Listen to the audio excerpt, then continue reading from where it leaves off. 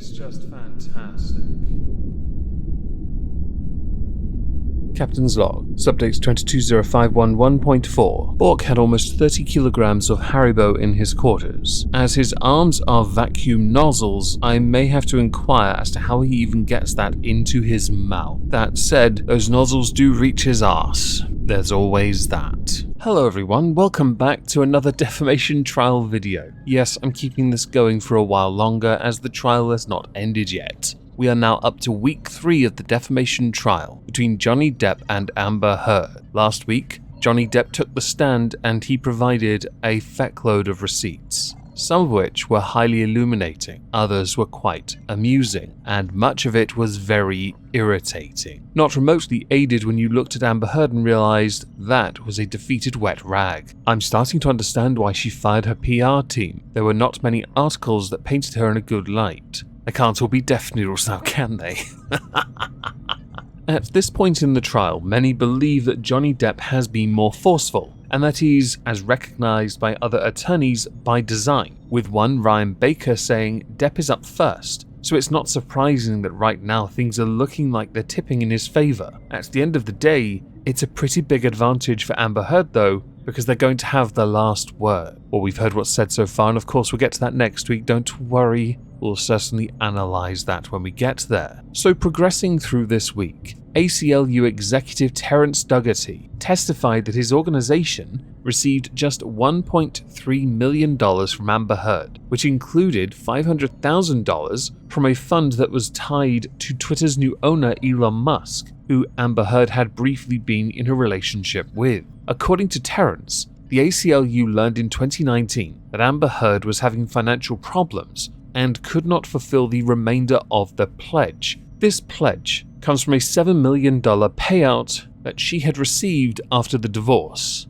Amber Heard had publicly pledged to donate all of it to charity, half to a children's hospital in Los Angeles, and half to the American Civil Liberties Union. As we discussed in the first week of the trial, Johnny Depp had actually started making the payments himself because Amber Heard refused to, and then she decided to threaten him anyway. So she didn't pay any of it. And as is well known, the Children's Hospital received little to nothing, and now we know that the ACLU also received a fraction of what she had offered them, or pledged publicly to give them. Some journalists believed this could be a significant liability because the entire case is really about Amber Heard's credibility. If Amber Heard is going to lie about something easily verifiable, you have to ask yourself, what else is she lying about? That comes from Cooper Lawrence, journalist and author, who has written extensively on celebrity culture. The ACLU's Mr. Dougherty also testified directly about the 2018 Washington Post op-ed, saying that the ACLU had actually helped draft and vet the piece, which was intentionally released to capitalize off press from Aquaman, which was released 3 days after the op-ed was published, with Dougherty saying from the ACLU's perspective, Amber is about to receive an incredible amount of press and be in the public eye. So what better a time would it be than now to put out this op-ed so it generates significant readership about our issues? While keeping the momentum going on Tuesday, forensic psychologist Dr. Shannon Curry told jurors that she believed Amber Heard suffered from twin diagnoses, borderline personality disorder and histrionic personality disorder. Dr. Shannon Curry was hired by Johnny Depp's team to conduct a psychological evaluation of Amber Heard. She said that she had reached her conclusion after spending about 12 hours with Amber Heard in December of 2021, where she conducted mental health tests and reviewed her medical records, with Dr. Curry saying that the behaviors are driven by an underlying fear of abandonment, and they will make desperate attempts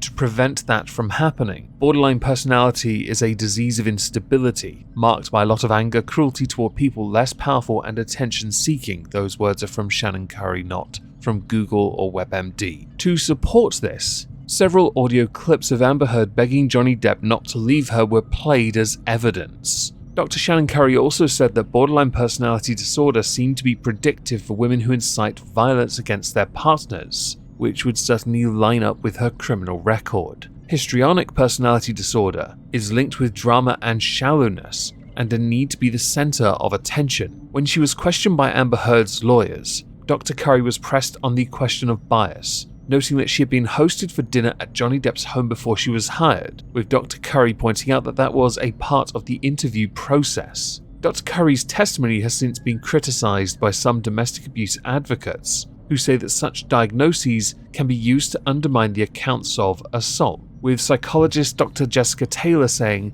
"I was not surprised at all to see this happen as it was predictable and lazy. Thousands of women just like Amber will be ordered to have psychiatric evaluations, which more often than not diagnose her with a personality disorder in order to discredit her testimony. You, by saying that, are employing the listen and believe, and you are giving up skepticism. The problem you have is, you're the same type of person who believed the bruised pictures that she shared around as victim of DV, posting in 2017, but the pictures were taken in 2015 when she claimed they happened in 2016. That's you. There is nothing wrong with being skeptical. There really isn't. And no one is saying that Amber wasn't a victim of some form of abuse yet. That has to be proven. The pictures and her testimony have been absolutely flayed, and we'll get to them soon, I promise, when the next 2 videos. Also, you are ignoring the fact that Johnny Depp was a victim of DV as well, because you've only mentioned thousands of women, ignoring the thousands of men. Sexist much? During this same week, Amber Heard's team described Johnny Depp as prone to alcohol and drug binges,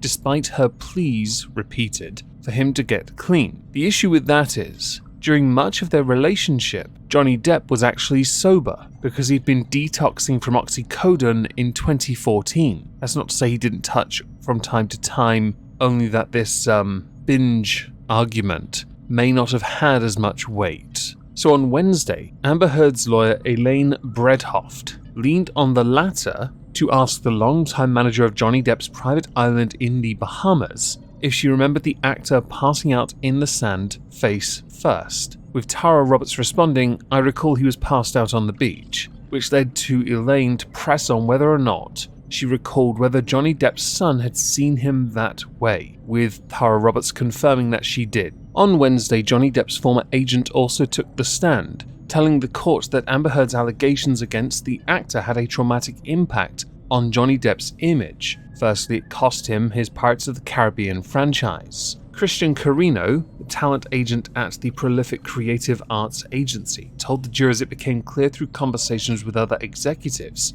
that Disney could not employ Johnny Depp. The claims of abuse, while never explicitly discussed, were understood in the industry. This testimony is argued to be crucial in Johnny Depp's case as he aims to prove that Amber Heard's op-ed irrevocably derailed his career. The discussion also continued on the relationship that Amber Heard had had with Elon Musk. And while discussing Amber Heard's breakup with Elon Musk in 2017, Christian Carino recalled asking Amber Heard why she was upset about the split if she wasn't in love with him to begin with, being quoted as saying, "You told me 1,000 times you were just filling space." During this week, we also got audio clips recorded during the relationship that were then played in court, obviously, with journalists believing that these were aspects of private lives that people were trying to keep out of the public life. Within those audio clips, you heard insults from both directions. Amber was heard admitting to hitting Johnny Depp for mocking him and calling him a baby. Johnny Depp was heard shouting vulgarities and was disparaging her over her weight. In one, right at the very end of their marriage, Amber Heard challenged Johnny Depp to go public with his claim that he was the one who had suffered abuse. And the quote is as follows: "Tell the world, Johnny. Tell them I, Johnny Depp, a man, I'm a victim too of domestic violence." To which Johnny simply replied, "Yes, I am." So I guess within this defamation trial next on the agenda, Amber Heard taking the stand in a Razzie-worthy performance. But that's for next time. As far as my opinion goes on what we had heard so far, boy oh boy, while people are still on the fence, I couldn't be further from that. And you'll understand more about why I lean in favour of Johnny Depp next time, which will be on Monday. Do let me know what you think about what we now know in the comments down below. Thank you.